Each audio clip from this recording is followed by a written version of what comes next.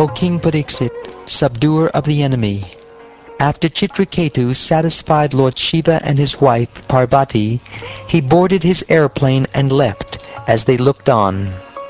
When Lord Shiva and Parvati saw that Chitraketu, although informed of the curse, was unafraid, they smiled, being fully astonished by his behavior. Thereafter, in the presence of the great sage Narad, the demons, the inhabitants of Siddhaloka, and his personal associates, Lord Shiva, who is most powerful, spoke to his wife Parvati while they all listened. Lord Shiva said, "My dear beautiful Parvati, have you seen the greatness of the Vaishnavas? Being servants of the Supreme Personality of Godhead, Hari, they are great souls and are not interested in any kind of material happiness. Devotees solely engaged in the devotional service of the Supreme Personality of Godhead, Narayan, never fear any condition of life. For them, the heavenly planets, liberation, and the hellish planets are all the same, for such devotees are interested only in the service of the Lord. Because of the actions of the Supreme Lord's external energy, the living entities are conditioned in contact with material bodies. The dualities of happiness and distress, birth and death, curses and favors are natural byproducts of this contact in the material world. As one mistakenly considers a flower garland to be a snake, or experiences happiness and distress in a dream, so in the material world, by a lack of careful consideration, we differentiate between happiness and distress, considering one good and the other bad. Persons engaged in devotional service to Lord Vasudeva, Krishna, have naturally perfect knowledge and detachment from this material world.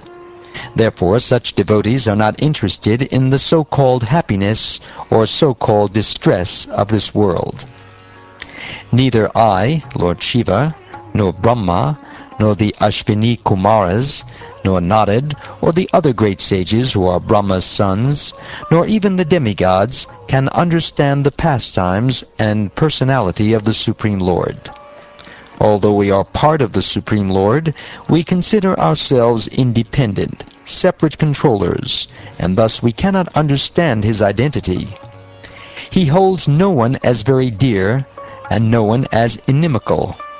He has no one for his own relative, and no one is alien to him.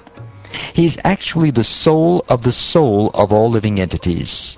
Thus, he is the auspicious friend of all living beings, and is very near and dear to all of them. This magnanimous Chitraketu is a dear devotee of the Lord. He is equal to all living entities, and is free from attachment and hatred. Similarly, I am also very dear to Lord Narayan. Therefore, no one should be astonished to see the activities of the most exalted devotees of Narayan, for they are free from attachment and envy. They are always peaceful, and they are equal to everyone.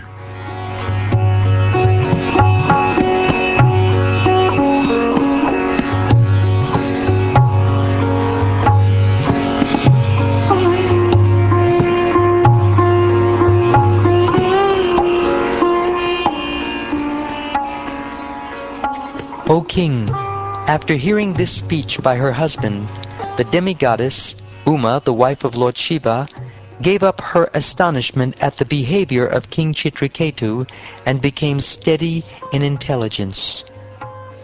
The great devotee Chitraketu was so powerful that he was quite competent to curse Mother Parvati in retaliation, but instead of doing so, he very humbly accepted the curse and bowed his head before Lord Shiva and his wife. This is very much to be appreciated as the standard behavior of a Vaishnava. Being cursed by Mother Durga, that same Chitraketu accepted birth in a demoniac species of life. Although still fully equipped with transcendental knowledge and practical application of that knowledge in life, he appeared as a demon at the fire sacrifice performed by Tvashta, and thus he became famous as Vritrasura. My dear King Parikshit, you inquired from me how Vritrasura, a great devotee, took birth in a demoniac family.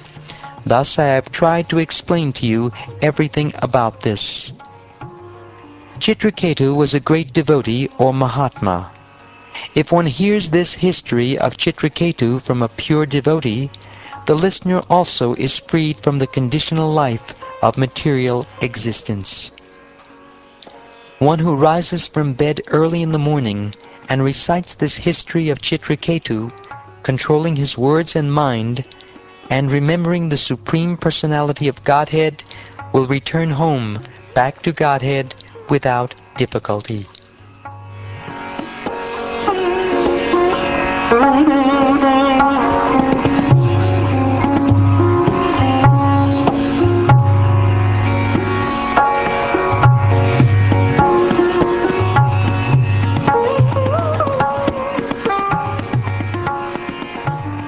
Thus ends the 17th chapter of the 6th canto of the Shrimad Bhagavatam, entitled Mother Parvati Curses Chitraketu.